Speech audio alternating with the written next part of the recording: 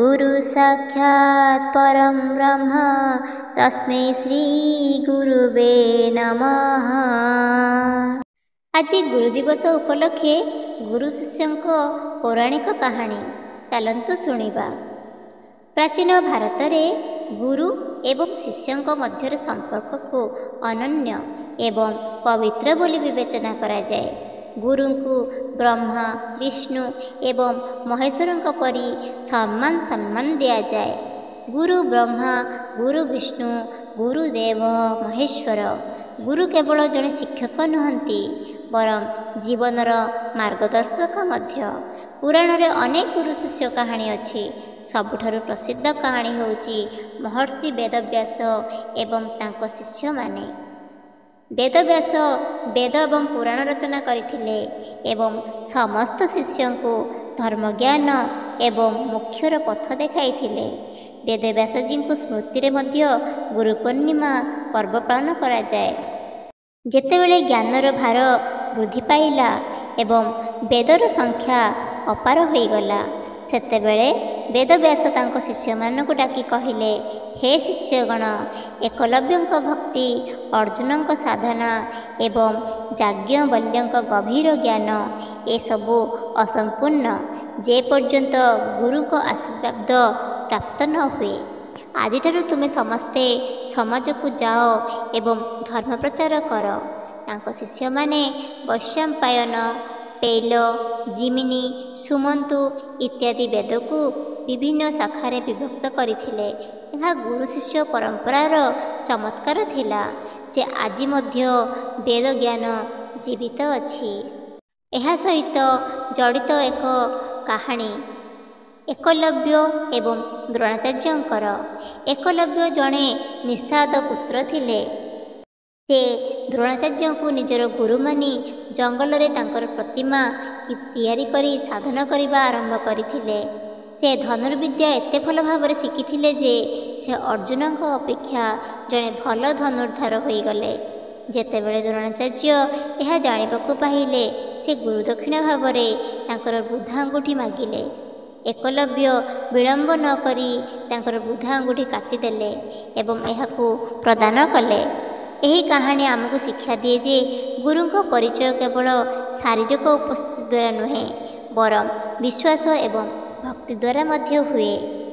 सेहीपरि राम एवं विश्वामित्र कहानी। जेतेबेले राक्षस माने ऋषि मानक तपस्या विघ्न आनिबा आरंभ कले, विश्वामित्र राम एवं लक्ष्मण को निज सहित नहीं गले।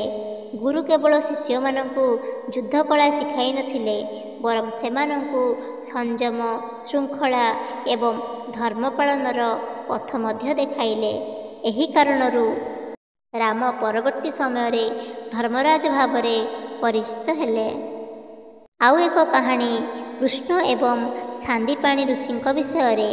जेतेबेले भगवान कृष्ण बलराम एवं सुदामा शिक्षा ग्रहण करने को सांदीपाणी आश्रम को गले, सेमाने मध्य अन्य शिष्य मानक परी कठोर तपस्या एवं सेवा करथिले।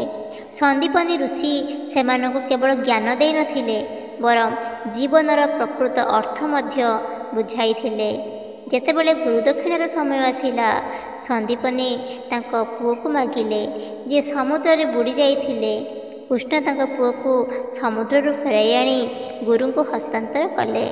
यह दर्शाए जे जड़े प्रकृत शिष्य जे कौनसी सीमा पर्यंत तांको गुरु प्रति समर्पित। सुदामा एवं कृष्ण कहानी मध्य यही परंपरा सहित जड़ित। सुदामा गरीब थिले किंतु से केबे तांको गुरु शिक्षा को भूली नथिले। से सारा जीवन सचोटता एवं निष्ठार सहित जीवन यापन करथिले। जेतेबेले से कृष्ण को भेटिबाकू द्वारकारे पहुँची सेतेबेले तांको पाखरे केवल छिबड़ा देबाकू थिला, किंतु कृष्ण एहाकू प्रसाद भाव ग्रहण कले एवं सुदामा घर को धनरे परिपूर्ण कले। यही कहानी आमको शिक्षा दिए जे गुरु बा ईश्वर भौतिक जिनिस नुहे, भक्ति एवं विश्वास को भल पाती। गुरु एवं शिष्यों सहित जड़ित आउ एक कहानी शिव एवं तांको शिष्य कार्तिकेय एवं गणेश। थरे पार्वती जी पचारिले, ଯେ ଦୁଇ ପୁଅଙ୍କ ମଧ୍ୟରେ କିଏ ସର୍ବୋତ୍ତମ? ଶିବ କହିଲେ, ଯେ ପ୍ରଥମେ 3 ଲୋକ ପରିକ୍ରମା କରେ ସେ ସର୍ବୋତ୍ତମ ହେବ। କାର୍ତ୍ତିକେୟ ତୁରନ୍ତ ଏକ ମୟୂର ଉପରେ ଚଢ଼ି ବାହାରିଗଲେ। କିନ୍ତୁ ଗଣେଶଜୀ କହିଲେ, ମୋ ପିତାମାତା ହେଉଛନ୍ତି ମୋର 3 ଲୋକ। ସେ ଶିବ ଏବଂ ପାର୍ବତୀଙ୍କ ପରିକ୍ରମା କଲେ। ଶିବ ଖୁସି ହୋଇ କହିଲେ, ତୁମର ଜ୍ଞାନ ସର୍ବୋତ୍ତମ। ଏହି କାହାଣୀ ଦର୍ଶାଏ ଯେ ଗୁରୁଙ୍କ ଠାରୁ ପ୍ରାପ୍ତ ଜ୍ଞାନ ଶିଷ୍ୟଙ୍କୁ ଅନନ୍ୟ କରିଥାଏ। ଶେଷରେ ଗୁରୁ ଶିଷ୍ୟ ପରମ୍ପରାର ସାର ହେଉଛି ଯେ ଶିଷ୍ୟ ବିନା ଗୁରୁ ଅସମ୍ପୂର୍ଣ୍ଣ ଏବଂ ଶିଷ୍ୟ ବିନା ଗୁରୁ ଅନ୍ଧାରରେ ଅଛନ୍ତି। ଗୁରୁ ଆମକୁ ଅଜ୍ଞାନର ଅନ୍ଧକାରରୁ ଜ୍ଞାନର ଆଲୋକକୁ ନେଇଯାଆନ୍ତି।